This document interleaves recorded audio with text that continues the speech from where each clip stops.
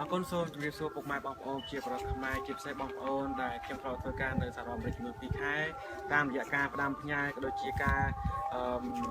បងប្អូនខ្មែរដែលជាឈាមខ្មែរតែមួយបងប្អូននៅគ្រប់រដ្ឋដែលខ្ញុំបានទៅសម្ដែងហើយបងប្អូនបានផ្ញើថវិកាតាមរយៈខ្ញុំក៏ដូចជាមកឲ្យខ្ញុំផ្ទាល់ប៉ុន្តែអ្វីដែលខ្ញុំបានសន្យាថាខ្ញុំនឹងយកចែកជូនដល់បងប្អូនដែលក្រីក្រនិងក្មេងកម្មាកំព្រានៅក្នុងប្រទេសកម្ពុជា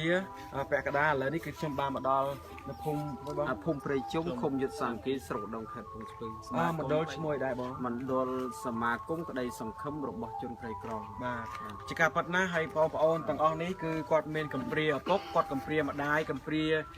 ក្រុមគ្រួសារអ្នកខ្លះហ្នឹងមកនៅវត្តតាំងពីតូចមិនចឹងបងហើយអ្នកខ្លះត្រូវពុកម្ដាយទុកចោលហើយទៅធ្វើការនៅឯប្រទេសជិតខាងហ្នឹងហើយដល់ពេលនេះហើយគាត់គ្មានទីពឹងហើយត្រូវបងដែលជាប្រធានសមាគមអនុប្រធានសមាគមបានជ្រើសរើសពួកគាត់មកស្នាក់នៅក៏ដូចជាបង្ហាត់បង្រៀននៅក្នុងមណ្ឌលនេះផ្ទាល់តែម្ដងហើយដល់ឡៃថ្ងៃនេះគឺយើងមានសភៅមានប៊ិចមានដូចខ្មៅមាននំហើយមានថវិកាចែកជូនដល់បងប្អូនហើយក៏សូមជម្រាបផងដែរថានៅក្នុងនេះមានបងប្អូនដែលមានផ្ទុកមេរោគអេដម្នាក់ដែរហើយទោះជាយ៉ាងណាក៏ដោយក្នុងនាមជាក្មេងកំព្រាដូចគ្នាក្នុងនាមជាកូនខ្មែរដូចគ្នាក្នុងនាមជាកូនអ្នកកសិករហើយកំព្រាដូចគ្នាយើងអាចជួយបានយើងអាចធ្វើបានតាមមនុស្សធម៌របស់បងប្អូនដែលបានផ្ដល់ថវិកាតាមរយៈខ្ញុំក៏ដូចជាយើងសហការជាមួយគ្នាក្នុងការលើកទឹកចិត្តបងប្អូនឲ្យមានកម្លាំងចិត្តឲ្យគាត់តស៊ូឲ្យគាត់បានរៀនឲ្យគាត់មានចំណេះវិជ្ជាដឹងហើយនឹងជួយសង្គមយើងបន្តទៀតហើយខ្ញុំបាទទាំងក្រុមការងារដែលមានលោកសុខុនមានបឋមមានលីឌីហើយនឹងបងក៏សូមថ្លែងអំណរគុណទៅដល់ម្ចាស់អំណោយម្ចាស់ជំនួយគ្រប់គ្នាដែលនៅសហរដ្ឋអាមេរិកដែលបានផ្ដល់ថវិកាតាមរយៈខ្ញុំសូមឲ្យអ្នកទាំងអស់គ្នាជួបតែសេចក្តីសុខនិងសំណាងល្អហើយជោគជ័យគ្រប់ភារកិច្ចហើយកសលផលបុណ្យទាំងអស់នេះគឺជូនដល់បងប្អូនខ្មែរទាំងអស់ទូទាំងពិភពលោកដែលបានឃើញនៅคลิปវីដេអូនេះអរគុណណាស់យើងនឹងជួបជាមួយគ្នាในការចែកអំណោយបងមានបន្ថែមជ័យខ្ញុំសូម